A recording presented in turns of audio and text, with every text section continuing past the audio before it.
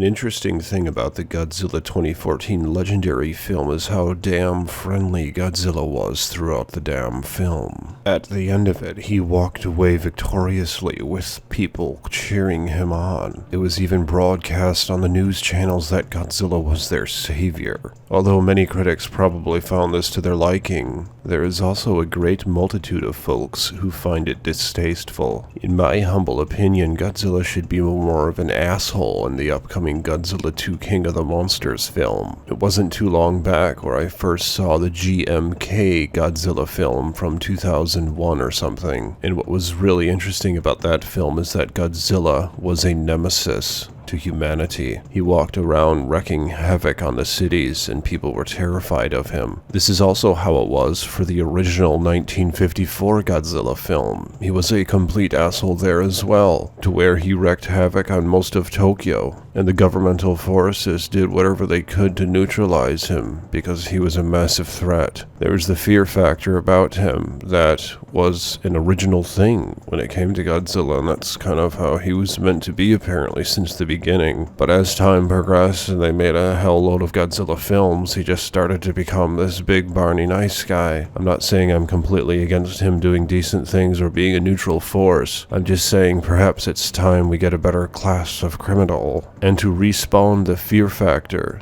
that encompassed Godzilla back in the day. I think that would be an interesting move, but who's to say? Also, what's interesting is how King Ghidorah is going to be in this film, and in the GMK Godzilla film, King Ghidorah was actually a protector of the Earth, although he has been represented more so often as a mighty kaiju who seeks to destroy the Earth. The GMK film was an exception, and it leads me to wonder if we'll once again have an exception, a stepping away from what is commonly done with Godzilla films. Also, images of Mothra's temple have emerged online. It's going to be known as the Temple of the Moth. Something to be noted about Mothra is how she often cared greatly for the Earth, and she fought against Godzilla several times. So again, we have this other kaiju who historically has proven to be a protector of the Earth. Presumably, Mothra, Rodan, and Godzilla will team to fight King Ghidorah, but this might be off course as to what is to be a reality in this film. Imagine Godzilla growing even more so in power, and now he has experience fighting the Mutos and he took them out. If anything, he has adapted even more when it comes to battling fierce giant kaiju monsters. Therefore, maybe it would take 3 to take him down, or at least to stop him in his madness. Mothra would be a primary defender if it came to a battle against Godzilla.